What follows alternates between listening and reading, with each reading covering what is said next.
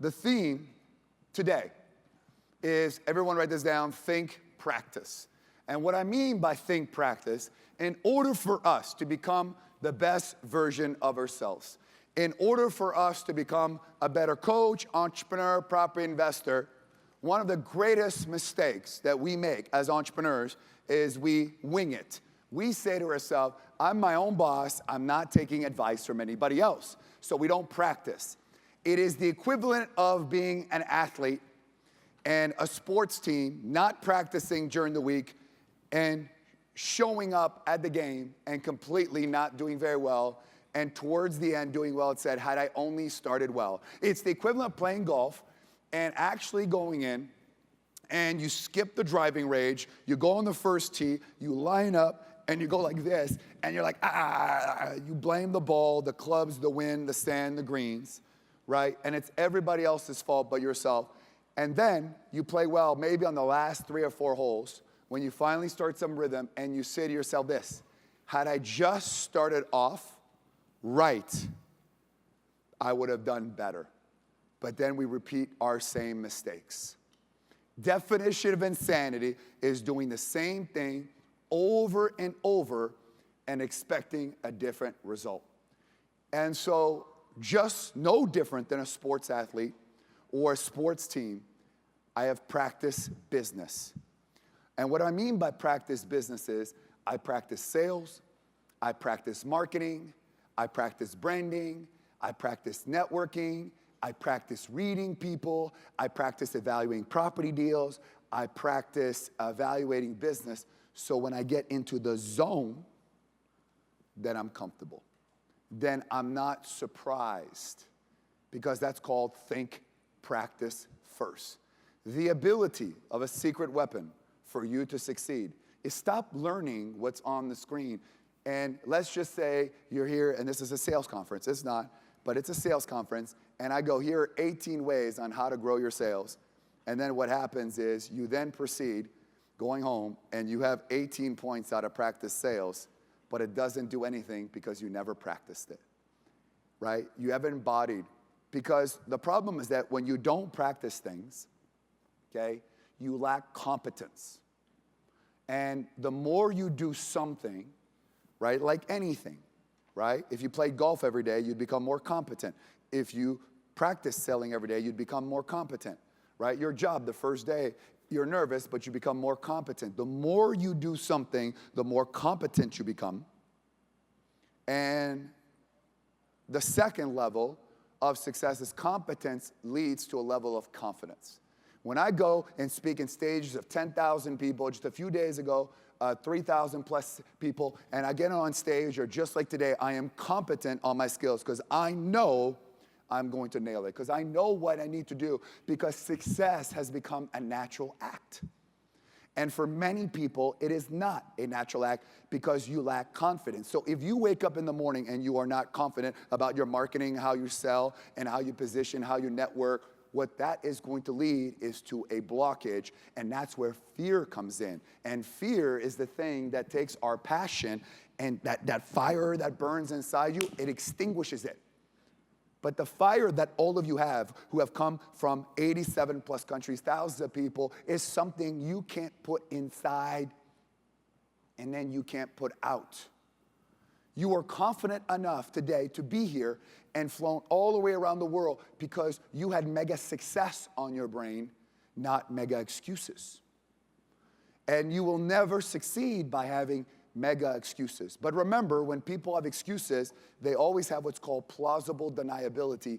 It is never their fault. Think about this. If it's never your fault, how do you learn from your mistakes? So you keep repeating the same thing over and over because you don't learn, you don't improve, because it's not your fault. So once you have confidence in your ability, and confidence comes from repetition, right? Taking the unknown out of it, that's when you're going to have success. And then once you have success, then what you can have is what's called significance. Many of you here want to change the world, and that's great. You want to help people, but you need to help yourself first.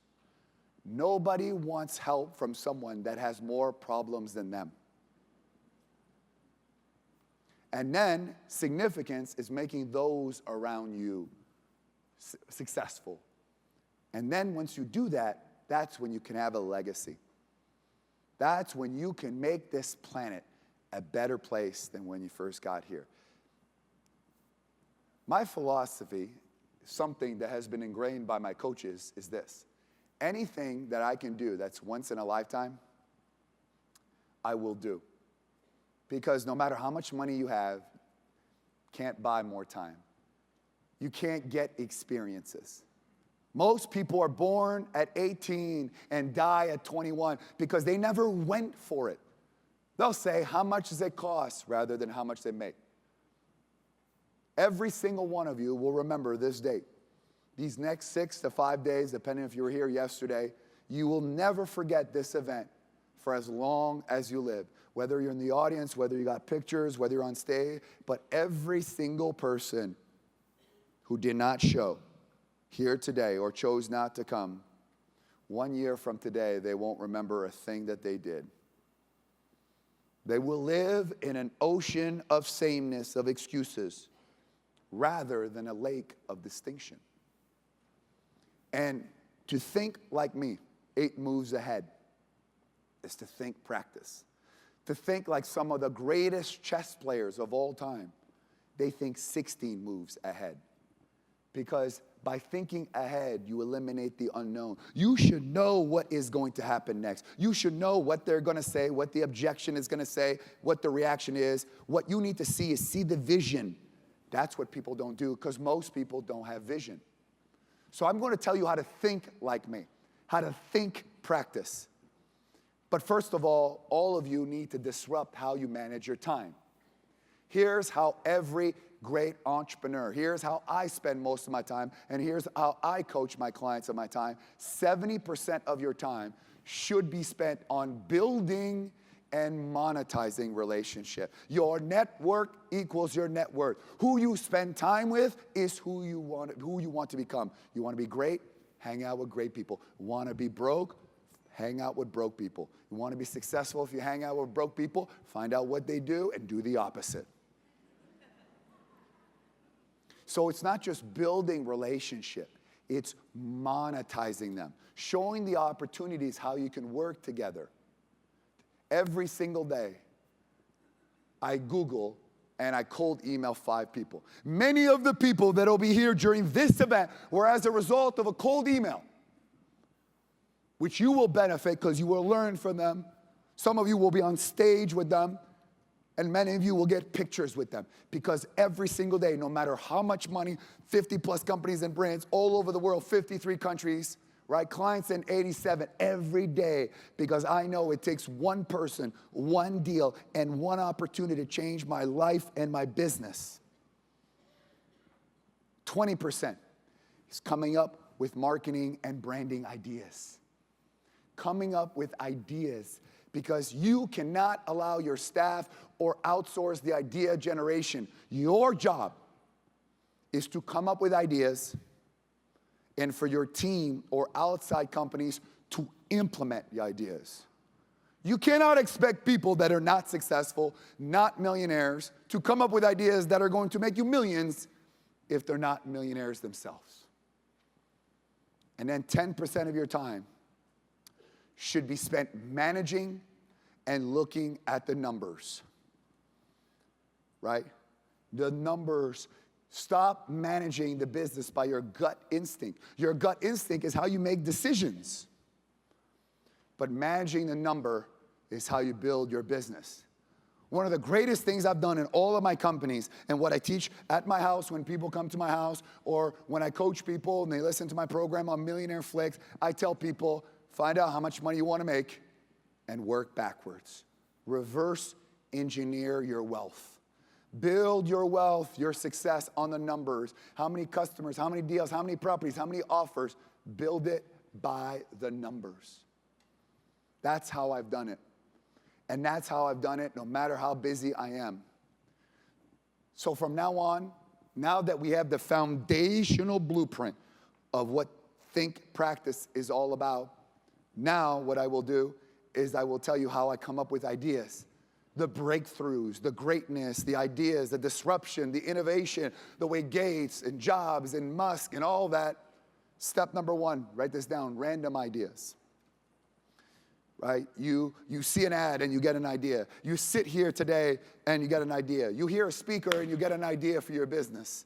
And by the way, when that happens, always write the idea down and write 3 stars next to it, because if not, all you're gonna have is a notebook full of ideas, which is fantastic. But that idea that you know that is a game changer for you, that is gonna be really good, 3 stars, those ideas come when you don't expect it. Step number 2, this is mandatory for your success. Every single day, I spend 10 minutes. I did this morning. I've been up since 3:30 this morning. I did this morning at 5:15 in the morning. I do 10 minutes of daily strategic thinking. I take one thing about my life, my business, one improvement, and I spend 10 minutes. And I don't think horizontally. I drill for the breakthrough. The oil is underground. The diamonds are underground. The gold is underground. But what we are is we often scratch the surface. I need a brand. I need a logo. I need a website. I need to meet more people, rather than saying, you know what, right now I'm getting 100 leads, but I'm converting 2. Why? What am I saying? How am I saying it? And drilling until you get that daily aha moment after 10 minutes. 10 minutes. In fact, most ideas and problems can be solved, 80% of them in the first 4 minutes, and almost 100% of the problems can be solved after 10 minutes of focused strategic thinking. Step number 3, implementation stage. Ideas are nothing. Implementation is everything. Speed of implementation, from the moment that we come up with an idea to the moment we'll implement it, will determine how successful you're going to be. I have a 24-hour rule. Any ideas I come up with, within 24 hours, they'll be enacted. Many of the ideas you're going to see here are things that come up on the spot, and I'm like, do this for next Wednesday, next Thursday, even though you're here and you may not have time to implement because you're here for the next 5 days. But what you can do is you can schedule it. I'll look at it next week at 2 p.m. because if not, that idea becomes nothing but a dream. And dreams don't come true. Visions do. Dreamers talk. Visionaries do. Branson and Musk are not dreamers. They're visionaries. Number 4, experimental stage. Every 6 months, all of you should experiment with an idea, a product, a service, maybe a different type of investor, to show your audience we're disrupting, we're trying. Apple experiments on products. Sometimes they work, sometimes they don't. Google has over 18,000 engineers who just work on all kinds of ideas to find the next big idea. Because your failure to come up with another idea will disrupt the innovation stage. You need to innovate. Innovation. So you got to experiment, because if not, your business will stale. And what works now maybe won't work later. Step number 5, you have to change the culture of the people who work for you. Because what happens is they'll say, this is the way I've been doing it. Inability to change the culture of your people that work for you, or the people you do business with, or your business partner. The problem is that what happens is if you do the same thing, you're going to lose that market share. And you don't want to lose that market share. You have to change the culture. Now, here's how I change the culture. Rather than telling your people, here's how we're going to get done, explain them the why. It's like your parents saying, you can't go here. Why? Because I said so.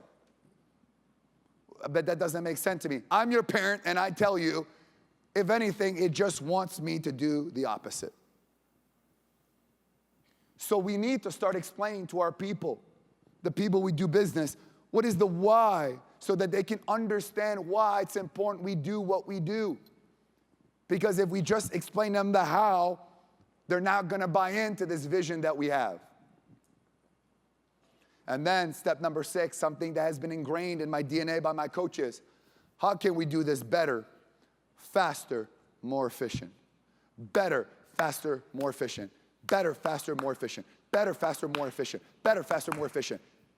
Something my coaches kept saying, JT, better, faster, better, faster, better, faster. For those of you who have MillionaireFlix, you will hear every coaching session that I've ever done, from broke in the last 10 years to where I am today, over 500 hours.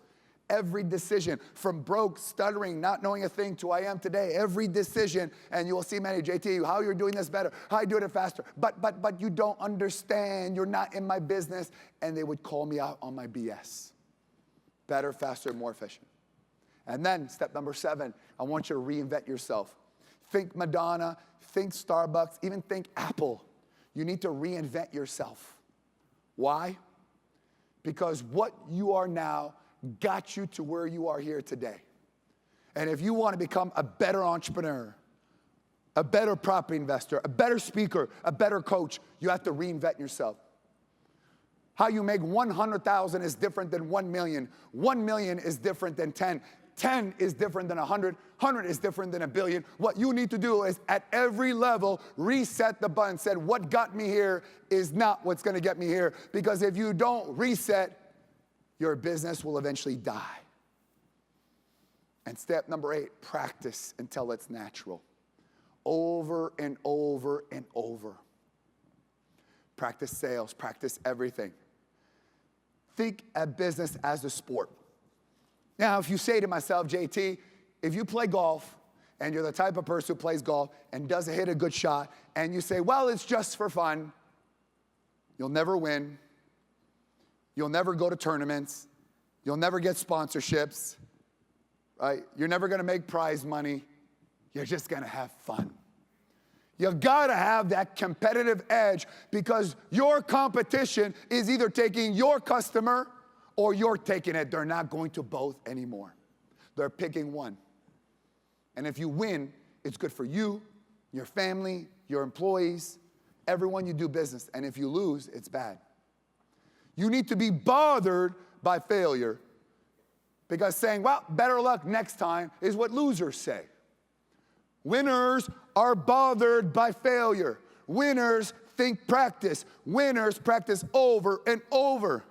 Watch the documentary on Facebook, Tom versus Time, Tom Brady. He's literally sitting there watching plays over and over and over, back, looking for things. He's literally practicing on the all summer to try to get a millisecond off his throw, because that's what greatness is. It's a matter of inches. Think about it, 100-meter run, 9.79 gold medal, 9.82 silver, 9.85 bronze. We're not talking about seconds. We're taking micro milliseconds. That is the edge of differentiation. And that comes from think practice. If you think practice, you will grow stronger. You will grow more confident, right? And the person that you're destined to be, that you have yet to tap in, is going to flourish. And remember, there is a lot of room at the top, and it's the bottom that's crowded. Never feel sorry for wanting to be the best at what you do, because at the end of the day, you don't live once, you live every single day, and you die once. Think practice. And I promise you, this year will be your best year ever. Thank you very much.